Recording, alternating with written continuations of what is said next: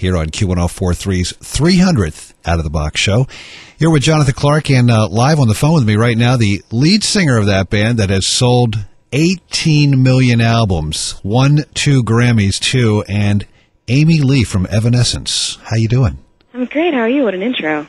Well, I'm trying here, and thanks for calling in tonight. I really appreciate it. I saw your show at the Hammerstein a couple months back with the legendary Steve Karras from Wind Up.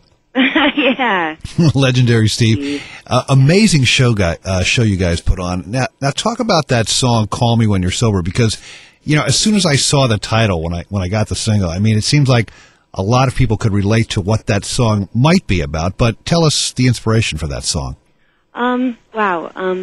I actually really love that song because I feel like it's so literal for me. I do a lot of writing where I feel like I sort of use metaphors and, visual words and things to sort of make you kind of imagine what it is, but that one's pretty much exactly what you think it's about. It's all very real. It's not a metaphor at all. And it's just from, my life experience, getting out of a rough time in a relationship and a difficult ending and then, having the last word in the song. Right. Which I think to me more than anything is just empowering that I did get out of it when I did, and that, I don't know, I feel like I'm just in a much better place now. And is that like cathartic for you, or therapeutic, I guess? Oh, very much. To write a song and sing it and play it on stage? Does it make you feel better about everything?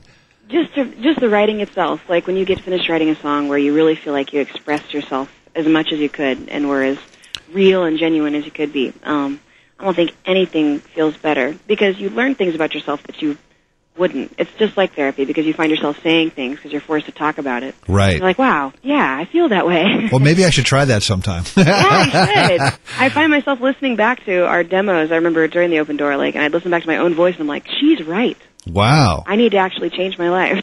Or like that Phil Collins song, I Don't Care Anymore. Same kind of vibe, I guess. But in between your first album and this one, some personnel changes, even some health issues affecting the band. That must have been kind of difficult to work through.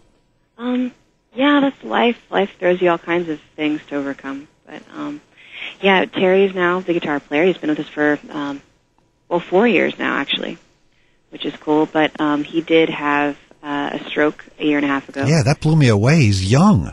Yeah, I know. He's only 34. He's 33 when it happened. It was just a shock to everybody. It took a while during the day for me to really accept that was really what happened. It's like, nah, they're wrong. You're probably like, what? What? Come on. Yeah, he's just, I don't know. So yeah, it was very frightening. We all were kind of just in shock. He'd already recorded the guitars, so we were able to go ahead with the recording process. But it was just one of those things where you're like, wow, will we ever be able to do this again? Will he ever play guitar again? Well, right. First of all, it was like, will he live? Yeah. But after that, it became like, okay, now what? But it's been this, he had youth on his side. It's been this miraculous recovery where he's really just been determined and reworking his arm and going to physical therapy and, basically relearning how to use his instrument. Wow. And he's been on tour with us since October when we started, and he's doing great. He's still improving all the time, but I think he's doing a wonderful job. Oh, that's fantastic. Well, you recently got engaged too, I hear. I did, yes. And is now is it good that he's not in the band or in the business? Oh, yes. Oh, yes. You have no idea.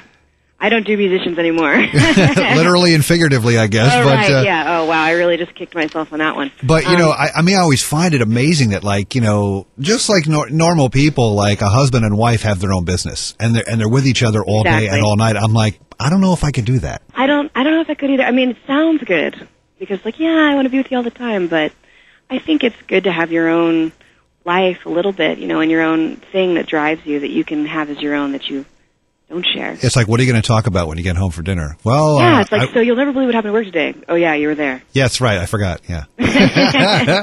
Well, I was reading up on you guys, and one writer sort of classified Evanescence as Tori Amos meets Linkin Park, but I think you as a band have really created your own sound, Thanks. I appreciate that. Those are two great artists that have definitely, been inspirations for us, but there's a lot more than just that. Absolutely. So, to me, I just feel like there's so many different kinds of music in different genres, from classical to metal to soul to, I don't know, Marvin Gaye, like everything across the board that inspires me and makes me go, yeah, that's what I love about music.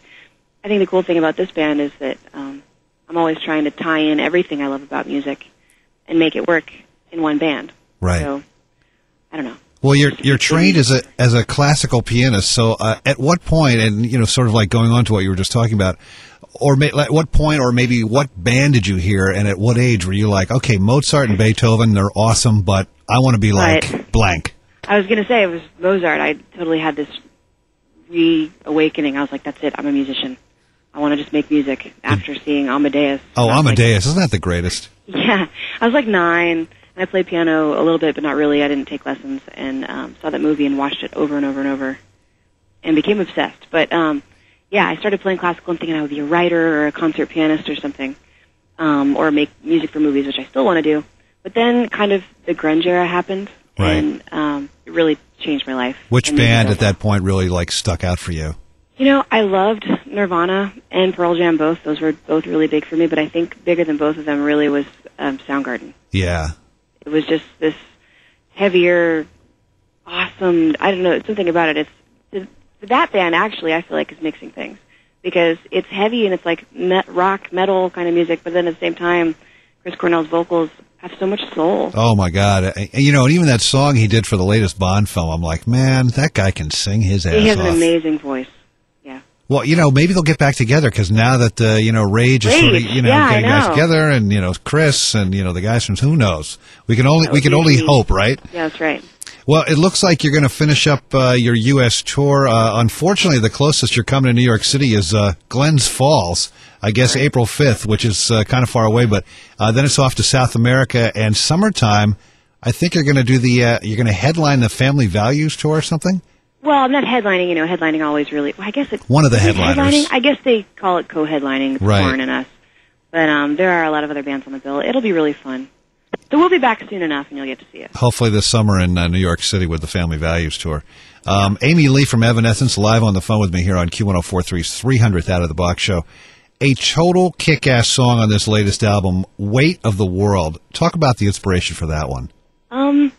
Okay. Actually, that song is sort of about the fans, and I guess I don't want to say the pressure because I appreciate it, but just the feeling of all the weight of their expectations and I don't know, you don't know people, but they know you, Oh yeah, and they expect that I can sometimes solve all their problems, and the truth is, I don't know all the answers, and I'm actually still searching myself. Right. And the song's just sort of trying to say to everyone, whatever you think you know, just forget it, and I don't know, all I want to encourage is for you to think for yourself. Right. Well, it's Amy Lee from Evanescence. For more info on the band, go to Q1043.com, keywords Amy Lee or Evanescence. And Amy, thank you so much again for calling into the show tonight. Really look forward to seeing you guys again. Thank you. It was a pleasure. Out of the Box on Q10.